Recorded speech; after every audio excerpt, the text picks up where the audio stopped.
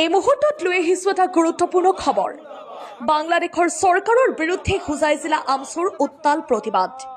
দমকা ৩৬ নং ৰাষ্ট্ৰীয় ঘাইপথত ৰেলী কৰি মহম্মদ ইউনুছৰ প্ৰতিকৃতি দাহ। সংখ্যালঘু হিন্দুৰ ওপৰত অত্যাচাৰ বন্ধ কৰাৰ দাবী। পুনৰবাৰ জনাইছো এই মুহূৰ্তৰ এটা গুৰুত্বপূৰ্ণ খবৰ। বাংলাদেশৰ চৰকাৰৰ বিৰুদ্ধে হোজাই জিলা আমচুৰ উত্তাল প্ৰতিবাদ। দমকাৰ ৩৬ নং ৰাষ্ট্ৰীয় ঘাইপথৰ ৰেলী কৰি মহম্মদ ইউনুছৰ প্ৰতিকৃতি দাহ কৰে প্ৰতিবাদকাৰীয়ে। সংখ্যালঘু হিন্দুৰ ওপৰত অত্যাচাৰ বন্ধৰ দাবী তোলে প্ৰতিবাদকাৰীসকলে। এই শেহতীয়াকৈ বাংলাদেশৰ যিখন সাম্প্ৰদায়িক চৰকাৰ হৈছে, চৰকাৰখনে বাংলাদেশৰ ধৰ্মীয় সংখ্যালঘু হিন্দু ভাইসকলৰ ওপৰত চিনাক্ত কৰি এজন এজনকৈ যিধৰণে আক্ৰমণাত্মক মন্তব্য বা আক্ৰমণ কৰা দেখা গৈছে, ইতিমধ্যে হত্যাও কৰিছে একাংশ হিন্দু ভাইসকলক, চৰম নিৰাপত্তাহীনতাত ভুগি আছে। গতিকে আমি আজি আমচু কেন্দ্ৰীয় সমিতিৰ নিৰ্দেশমৰ্মে অসমৰ প্ৰতিখন জিলা কমিটিয়ে আমি প্ৰতিবাদী কাৰ্যসূচী হাতত লৈছোঁ। বাংলাদেশ চৰকাৰৰ অন্তৱৰ্তীকালীন চৰকাৰৰ মুখ্য উপদেষ্টা মহম্মদ ইউনুছৰ প্ৰতিমূৰ্তি দাহ কৰি আমি হোজাই জিলা আমচুৰ দমকাত প্ৰতিবাদী কাৰ্যসূচী হাতত লৈছোঁ।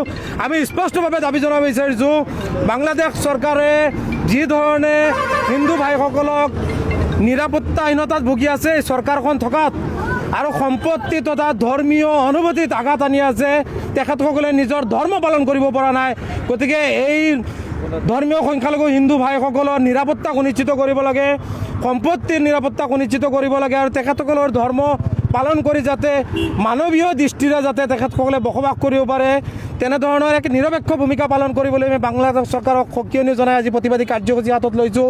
আৰু আমি স্পষ্টভাৱে সকিয়াই দিছোঁ, সমান্তৰালভাৱে আমি ভাৰত চৰকাৰকো আমি দাবী জনাইছোঁ, একাংশ সাম্প্ৰদায়িক মনোভাৱৰ বাংলাদেশৰ ৰাজনৈতিক নেতাই উত্তৰ পূৰ্বাঞ্চল তথা ভাৰতক আক্ৰমণাত্মকভাৱে সাম্প্ৰদায়িক মন্তব্য দিয়া পৰিলক্ষিত হৈছে। গতিকে ভাৰত চৰকাৰে এই ধৰণৰ এখন সৰু ৰাষ্ট্ৰ, যিখন ৰাষ্ট্ৰৰ ফালে ভাৰত চৰকাৰে চালেই ৰাষ্ট্ৰখন ধ্বংস হৈ পৰিব, সেই ৰাষ্ট্ৰখনৰ একাংশ সাম্প্ৰদায়িক মনোভাৱৰ নেতাই এনেধৰণৰ সাম্প্ৰদায়িক মনোভাৱেৰে যিবোৰ মন্তব্য দিছে আৰু আমাৰ ফালে চকুত আহিছে, এই ধৰণৰ ৰাষ্ট্ৰৰ ৰাজনৈতিক নেতাসকলৰ বিৰুদ্ধে ভাৰত চৰকাৰে যুদ্ধ ঘোষণা কৰি এই ধৰণৰ মন্তব্য বন্ধ কৰাব লাগে। আমি এই ক্ষেত্ৰত ভাৰত চৰকাৰৰ লগত আছোঁ। কোনো কাৰণতে বাংলাদেশৰ সাম্প্ৰদায়িক মনোভাৱ আৰু ভাৰতত তথা উত্তৰ পূৰ্বাঞ্চলৰ বাবে যি ধৰণে ৰঙা চকু দেখুৱাইছে আমচুৱে সহ্য নকৰোঁ। ভাৰত চৰকাৰক স্পষ্টভাৱে আমি আহ্বান জনাইছোঁ, যুদ্ধ ঘোষণা কৰি এই ধৰণৰ সাম্প্ৰদায়িক এই ৰাষ্ট্ৰখন বা মানৱতা উলংঘন কৰা যি ৰাষ্ট্ৰ, এই ৰাষ্ট্ৰৰ ৰাজনৈতিক নেতাই হওক বা মুখ্য উপদেষ্টা মহম্মদ ইউনুছক শিক্ষা দিবলৈ যুদ্ধ ঘোষণা কৰি এই ধৰণৰ যি বিষবাস্প বিপোৱা কাৰ্যকলাপ, এইবোৰ বন্ধ কৰিবলৈ আমি সমান্তৰালভাৱে ভাৰত চৰকাৰকো দাবী জনাই আজি এই প্ৰতিবাদী কাৰ্যসূচী হাতত লৈছোঁ।